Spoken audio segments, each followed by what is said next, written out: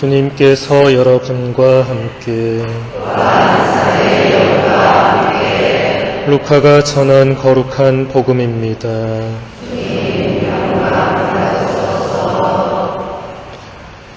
엘리사벳은 해산달이 차서 아들을 낳았다. 이웃과 친척들은 주님께서 엘리사벳에게 큰 자비를 베푸셨다는 것을 듣고 그와 함께 기뻐하였다.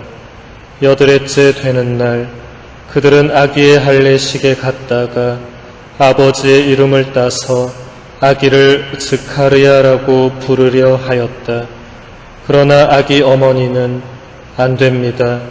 요한이라고 불러야 합니다. 하고 말하였다. 그들은 당신의 친척 가운데에는 그런 이름을 가진 이가 없습니다. 하며 그 아버지에게 아기의 이름을 무엇이라 하겠느냐고 손짓으로 물었다. 스가랴는 글 쓰는 판을 달라고 하여 그의 이름은 요한이라고 썼다. 그러자 모두 놀라워하였다. 그때에 스가랴는 즉시 입이 열리고 혀가 풀려 말을 하기 시작하면서 하느님을 찬미하였다.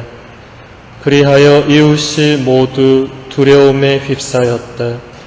그리고 이 모든 일이 유다의 온 산악지방에서 화제가 되었다. 소문을 들은 이들은 모두 그것을 마음에 새기며 이 아기가 대체 무엇이 될 것인가 하고 말하였다. 정녕 주님의 손길이 그를 보살피고 계셨던 것이다. 아기는 자라면서 정신도 굳세어졌다. 그리고 그는 이스라엘 백성 앞에 나타날 때까지 광야에서 살았다. 주님의 말씀입니다.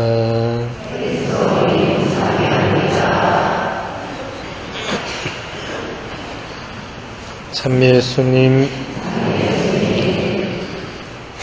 오늘 우리는 성요한 세례자 탄생 대축일 미사를 봉헌합니다. 세례자 요한은 예수님과 같은 시대에 활동했던 예언자였습니다. 그의 아버지는 대사제 스가랴였고 그의 어머니는 성모님의 친척인 엘리사벳이었습니다. 요한의 출생과 사명은 놀라운 방식으로 예고되었습니다. 루카복음서 1장에 나오는 세례자 요한의 탄생에 관한 이야기를 읽어보면 먼저 천사 가브리엘이 스가랴에게 내려와서 세례자 요한의 출생과 사명을 예고합니다.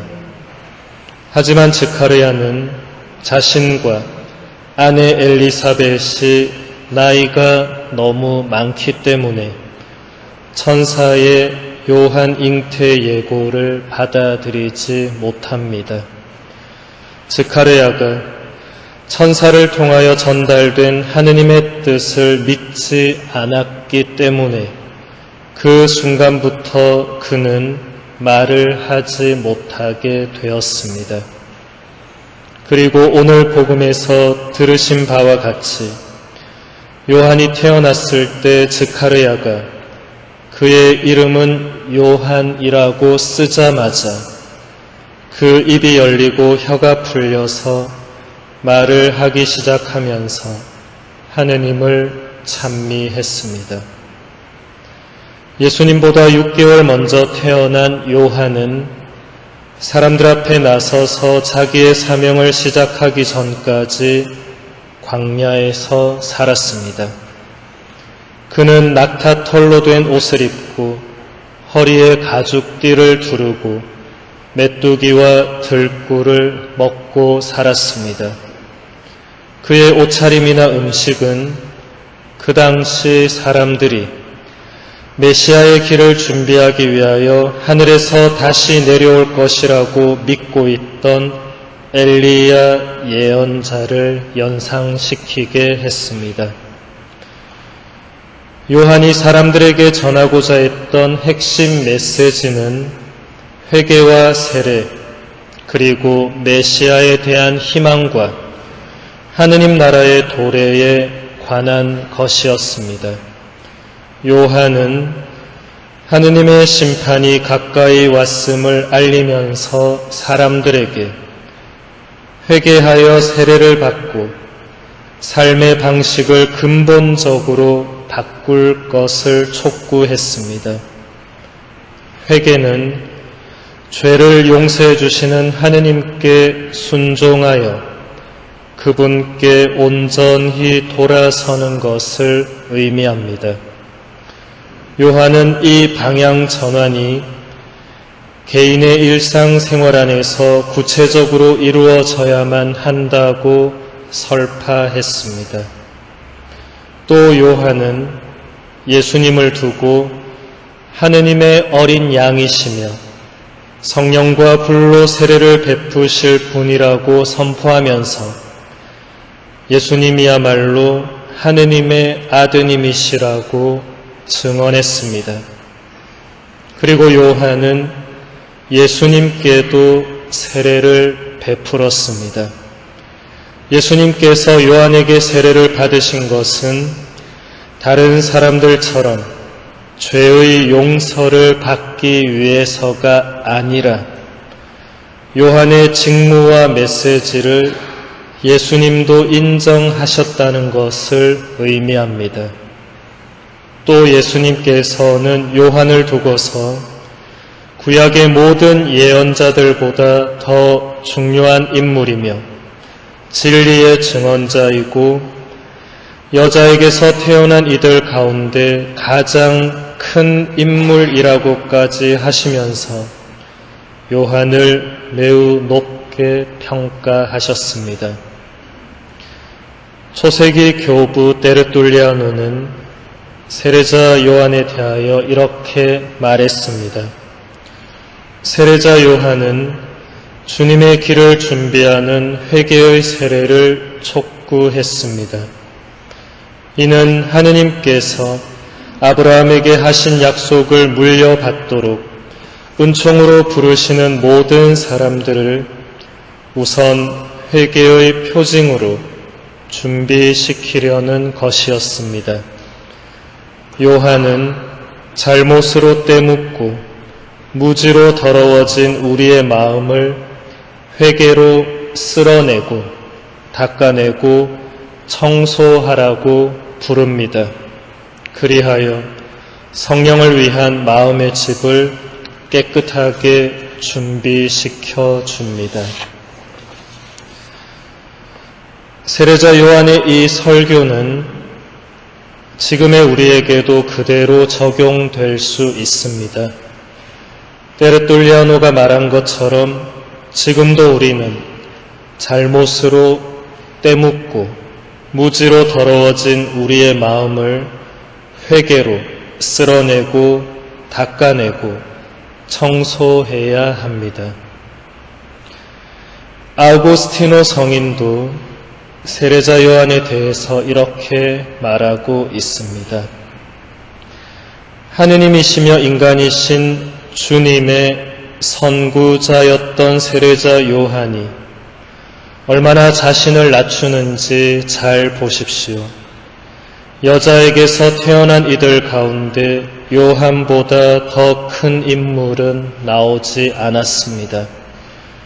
바로 이 요한이 당신이 그리스도가 아니냐는 질문을 받았습니다.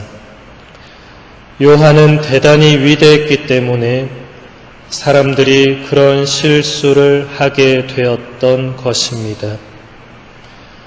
요한이 겸손의 스승이 아니고 교만한 자였다면 굳이 착오를 바로잡지 않고 그냥 사람들이 생각하고 있던 바를 받아들였을 것입니다.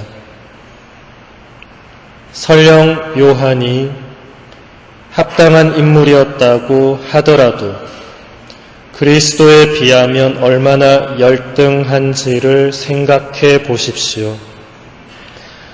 요한이 얼마나 스스로를 낮추는지 그의 말을 잘 들어보십시오. 나는 그분의 신발끈을 풀어드리기에도 합당하지가 않다. 사실 요한은 자신이 그분의 발 아래 엎드릴 정도의 자격은 있다고 말할 수도 있었습니다. 그런데 보십시오. 그분은 한없이 높이면서 요한 자신은 그분의 아니 신발끈을 만지기에도 합당하지가 않다고 고백하지 않습니까? 이렇듯이 요한은 교만한 이들에게 겸손을 가르치고 회개의 길을 선포하기 위해서 온 것입니다. 아우구스티노 성인은 세례자 요한이 참으로 위대한 인물이었던 이유가 바로 그의 한없는 겸손함에 있다는 것을 우리에게 잘 보여주고 있습니다. 지난 2013년 2월에 베네딕토 16세 교황님께서 갑자기 교황직의 자리를 미련 없이 물러나시고 바티칸을 떠나서 교황님의 개인 별장으로 가셨을 때 수많은 사람들이 교황님의 마지막 순간을 함께 하기 위해서 별장 앞에 모여 있었습니다. 그때 한 여성분이 들고 있던 피켓의 문구를 모든 카메라들이 집중해서 촬영하기 시작했습니다. 그 문구에는 다음과 같은 말이 적혀져 있었습니다. 베네딕토 교황님, 당신의 그 자기 낮춤이 당신을 더욱더 위대하게 만들어 주었습니다. 오늘 세례자 요한 성인의 탄생 대축일을 맞이해서 우리도 요한처럼 나 자신을 한없이 낮추며 예수님만을 높여드릴 수 있는 겸손의 은총을 이 미사 중에 주님께 간절히 청하도록 합시다.